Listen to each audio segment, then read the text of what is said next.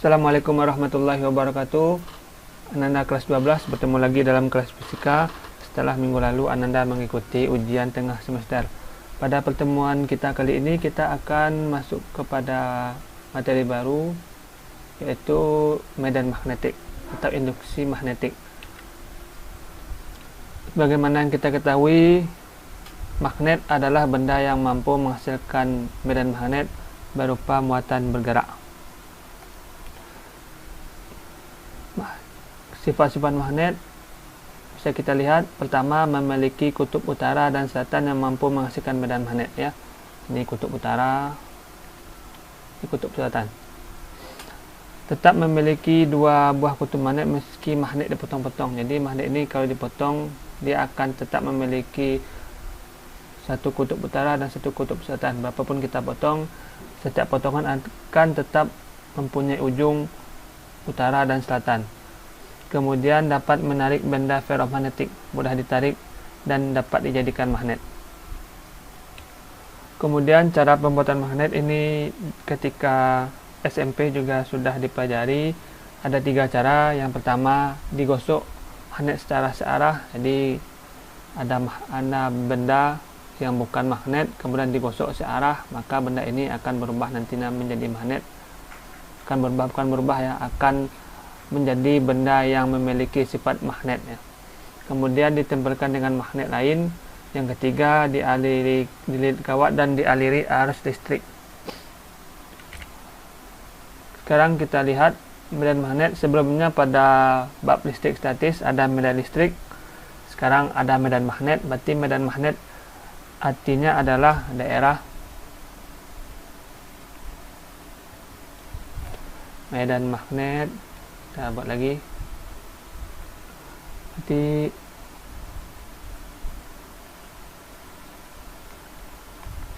daerah yang dipengaruhi oleh gaya magnet. Bisa kita lihat arah medan magnet itu keluar dari kutub utara menuju kutub selatan. Bisa kita lihat ini. Dan medan magnet paling kuat, ya, medan magnet paling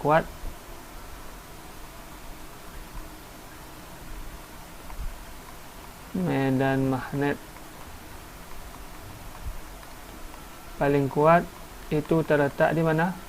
Di kutub-kutubnya. Bisa kita lihat bahwa di kutub ini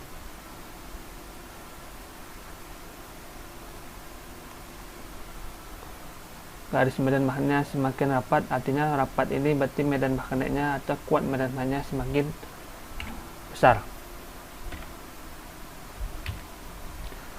Sekarang kita masuk kepada induksi magnet. Induksi magnet adalah besar medan magnet yang ditimbulkan oleh arus listrik. Percobaan ini dulu pernah dilakukan oleh Oersted, di mana di sekitar penghantar berarus listrik terdapat medan magnet. Jadi bisa kita lihat gambar ini dulu. Jadi kawat ini dialiri arus listrik, kemudian di bawahnya diletakkan kompas. Ternyata kompas ini bergerak menyimpang ketika kawat ini berarus listrik. Bisa kita lihat ini pada rangkaian ini sumber tegangan, kemudian ini saklar belum terhubung, ya.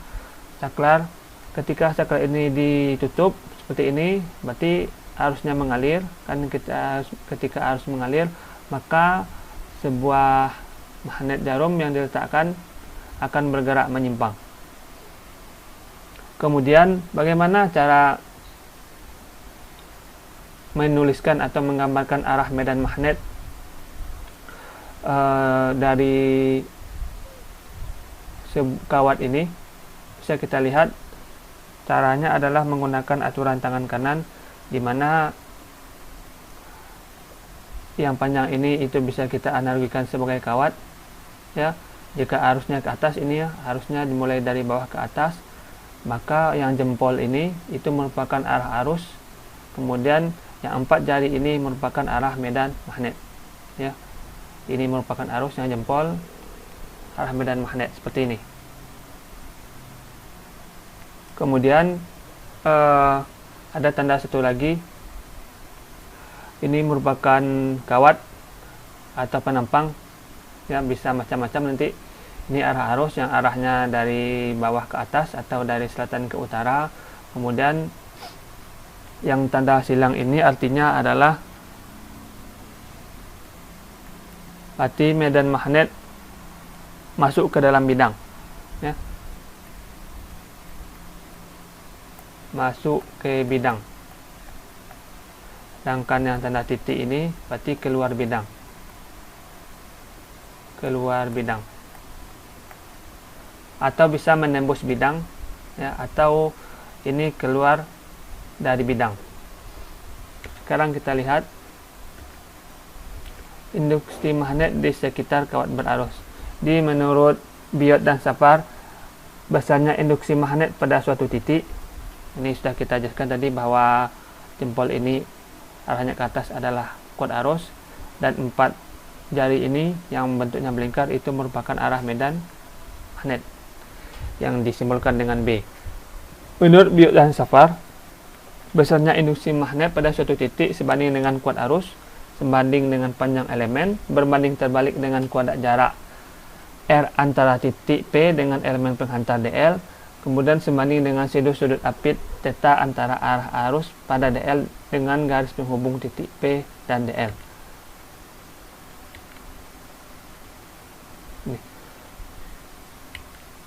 Sekarang kita lihat persamaan yang biasa digunakan untuk menghitung besar induksi magnet di sekitar kawat berarus listrik.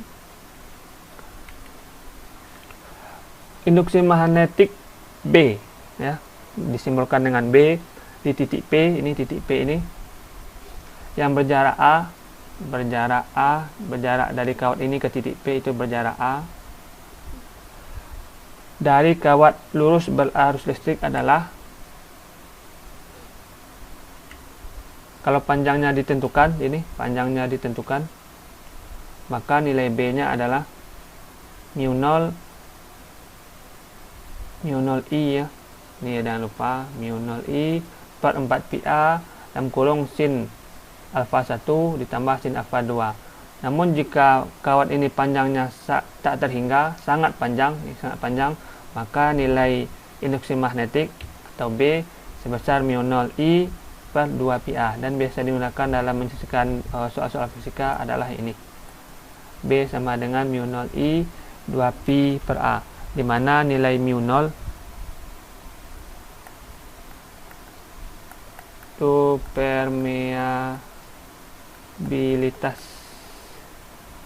permeabilitas ruang hampa. Ini nilai tetapan, di mana nilai mu 0 sama dengan 4 pi kali 10 pangkat min 7 Weber per ampere meter.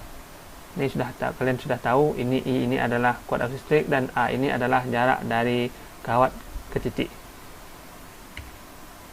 Kemudian kita lihat lagi induksi magnet di sekitar kawat melingkar berarus. Kalau tadi kawat panjang berarus, sekarang kawat melingkar berarus. Pertama, besarnya induksi magnetik B pada pusat lingkaran. Nilainya adalah B sama dengan mu 0 I per 2A. Kemudian besar induksi magnetik pada pusat lingkaran tetapi terdiri dari banyak lilitan. Kali ini hanya satu lilitan, ini banyak lilitan, maka cukup menambahkan N pada persamaan yang di atas ini. Cukup menambahkan N di sini, dikali N, mu 0 I N per 2A. Sekarang kita lihat contoh soal berikut ini. Sebuah kawat lurus panjang dialiri arus listrik sebesar 3 ampere. Kemudian tentukan besar medan magnet ketika titik P berada pada jarak 15 cm dari kawat. Ini kalau kita buatkan, ini kawat, ini titik P, ini berjarak 15 cm dan arah arus I ke atas.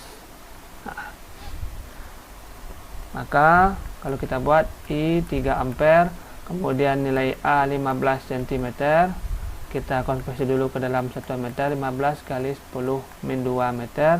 Berapakah kuat medan magnet atau besar induksi magnet? Ya, bahasanya sama. Maka nilai B sama dengan mu 0I per 2πa. 2πa. B sama dengan, ini nilainya tetap 4pi dikali 10 pangkat min 7. I nilainya 3 ampere. 2pi. A nilainya 15 kali 10 pangkat min 2.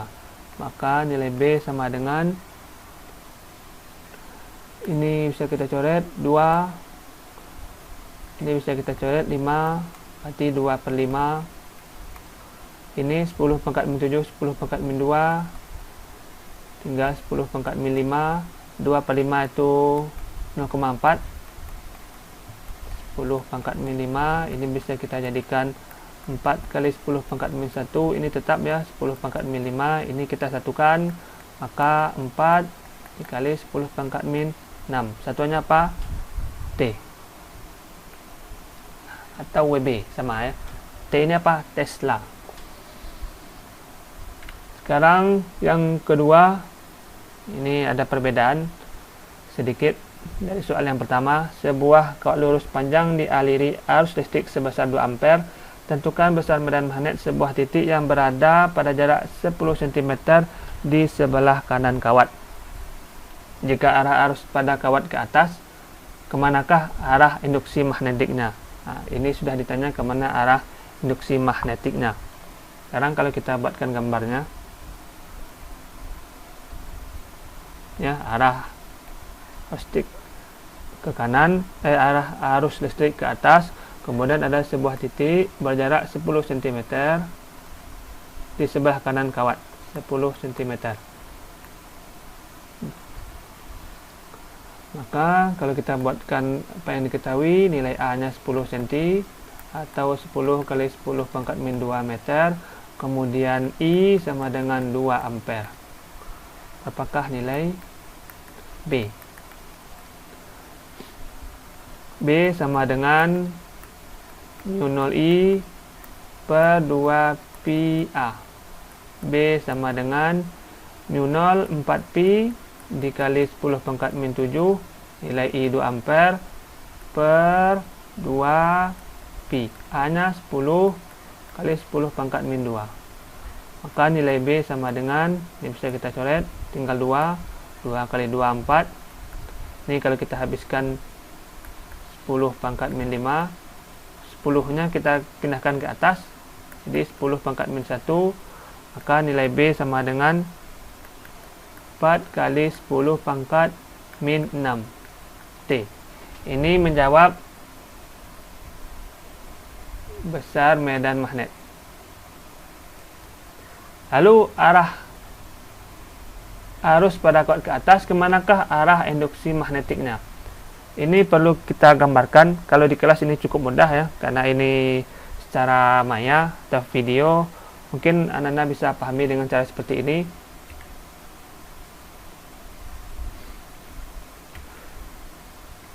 Nah, sekarang kita lihat arus ini ya. Ini arus yang ke atas tadi. Kemudian cara menentukan arahnya adalah tangan diletakkan seperti ini. Yang jempol ini adalah I. Yang 4 jari ini adalah arah medan magnet. Yang silang ini tandanya masuk ke bidang. Artinya kalau anak-anak sedang melihat layar HP sekarang, berarti masuk ke layar HP-nya. Masuk ke HP. Dan yang titik ini tandanya keluar dari HP. Cuma karena diminta di sini ada, cuma karena tangannya di sini pas di atas bidang, maka arah arus induksi magnetiknya adalah masuk ke dalam bidang. Jadi arah induksi magnetik itu adalah masuk ke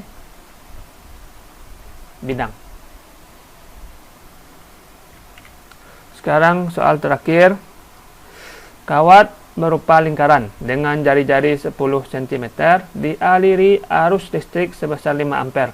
Tentukanlah besarnya induksi magnetik di titik pusat lingkaran. Sekarang kita buat yang diketahui adalah jari-jari lingkaran ini kita buat sebagai A, yaitu 10 cm, atau 10 kali 10 pangkat min 2 meter, atau 10 pangkat min 1 meter. Kemudian I sama dengan 5 ampere. Besar induksi magnetik di titik pusatnya, di titik pusat. Untuk mencari besar induksi magnetik di titik pusat, B memenuhi persamaan